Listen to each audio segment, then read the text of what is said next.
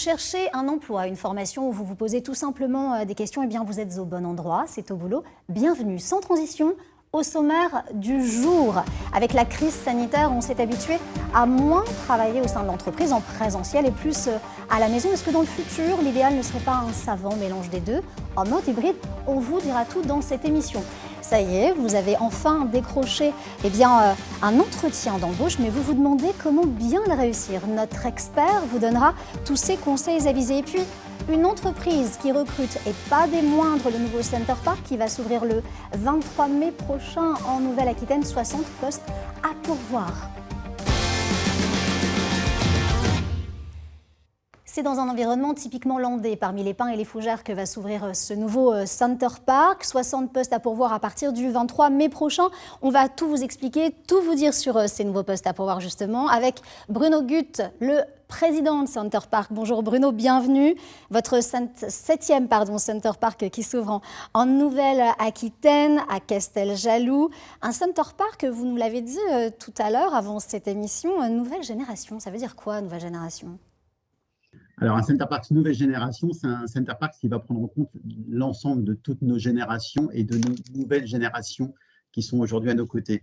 Et un Center Parcs nouvelle génération, c'est un Center Parcs qui va décider de mettre en avant toute la dimension nature comme un des piliers fondamentaux de ce parc.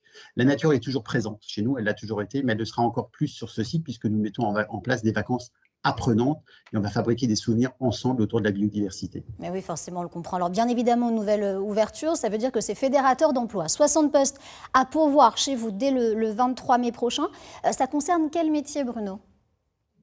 Alors c'est très juste, on va recruter autour de 300-320 collaborateurs, tous métiers confondus, des postes d'encadrement aux postes de terrain, en privilégiant beaucoup de polycompétences entre les collaborateurs pour apprendre de différents métiers. Aujourd'hui, la tendance est aussi là-dessus. Il y a des spécialistes et il y a aussi des gens qui sont tout corps d'état et tout corps de métier.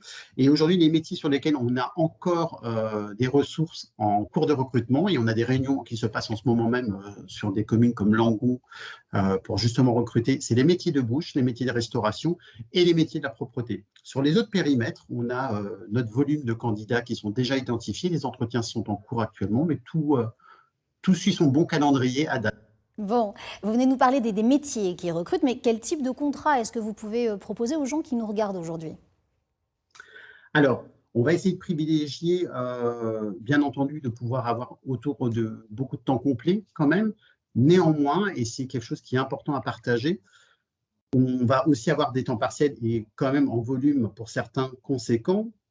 Mais je souhaite quand même préciser que le temps partiel est en fait des temps partiels voulus et partagés parce qu'on a des collaborateurs qui ont déjà des jobs à l'extérieur et je trouverais ça dommage qu'ils doivent se séparer de leur métier qu'ils ont en parallèle 1 ou 2 jours la semaine pour les gens qui sont aides à domicile, qui participent à des classes ou à de l'accompagnement scolaire, de pouvoir justement faire de la complémentarité de métiers.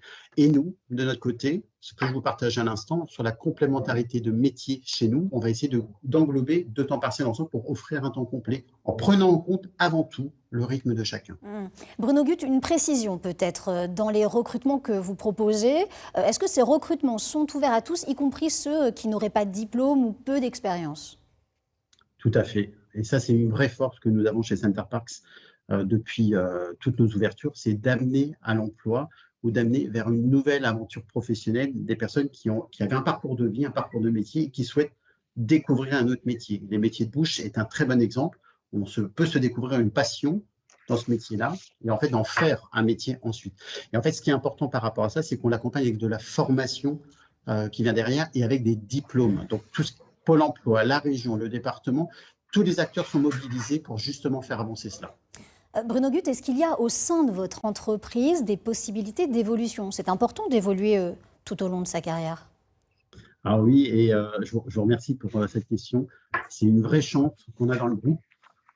J'ai plusieurs parcours sous mes yeux qui m'accompagnent à mes côtés. Moi-même, je suis le fruit de cet ascenseur professionnel qu'on peut avoir dans le groupe, mais j'ai dans nos bureaux juste à côté des candidats qui, il y a 7 ans, participaient aux réunions d'information collective en vue de trouver un poste chez Center Parcs. J'ai en tête sur des métiers de maître nageur, où aujourd'hui, ils m'accompagnent comme responsable de bassin, comme manager hygiène et sécurité, J'ai en tête un ancien apprenti sur les métiers du technique qui aujourd'hui est responsable du département technique et espace vert. On a cette chance-là de pouvoir aider à grandir parce que notre métier, il est beau à partir du moment où on peut emmener avec nous et embarquer avec nous des gens pour les faire grandir. Je suis très fier de cela et on a une vraie chance dans le groupe pour Oui, faire cela. vous pouvez effectivement. Allez, dernière question, mais pas des moindres, Bruno Gut. Comment est-ce qu'on postule chez vous? C'est très simple. C'est à côté de chez vous, à vos portes, chez Pôle emploi. Tous les pôles emploi sont réunis pour nous aider, nous accompagner. Donc, n'hésitez pas à les solliciter dans leur base de données. Tous les fiches métiers, tous les fiches de poste sont à disposition et on prend le relais ensuite avec les acteurs de Pôle emploi. Merci beaucoup Bruno Gut d'avoir répondu à toutes nos questions pour Au Boulot aujourd'hui. Vous avez été convaincu, vous voulez postuler, n'hésitez pas à envoyer CV et lettre de motivation au mail qui apparaît sur votre écran. Ça y est, vous avez décroché un entretien d'embauche. D'abord, félicitations, bravo à vous. Et puis, pour bien vous préparer, on vous propose de retrouver tous les conseils avisés de notre expert Jacques Froissart, dont celle de Marie. Écoutez, question très intéressante. Jacques, c'est pour vous. Doit-on parler de ses défauts lors d'un entretien d'embauche? Alors, est-ce qu'on doit parler de ses défauts lors d'un entretien d'embauche?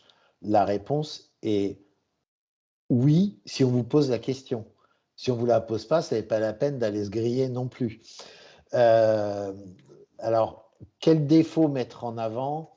C'est un peu une question bateau et que je conseille toujours de bien préparer, moi. Vous allez l'avoir 9 fois sur 10.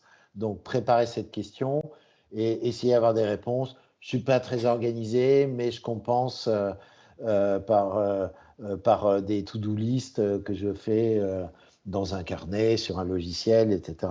Voilà, c'est trouver des réponses sensées qui... un défaut, ça a toujours son envers et son côté positif et son côté négatif. Donc, sachez les présenter surtout. Et une règle, c'est une question que vous aurez 9 fois sur 10, vous la préparez. Merci beaucoup Jacques Froissart d'avoir répondu à cette question qu'on peut tous se poser, c'est vrai. Vous aussi, vous avez des questions, vous voulez bien préparer votre entretien d'embauche, n'hésitez pas à envoyer un mail à Jacques Froissart, ce mail que vous connaissez bien maintenant, auboulot@francetv.fr. On le sait, pas toujours facile de trouver sa voie, de savoir quel métier on veut faire, comment on veut évoluer.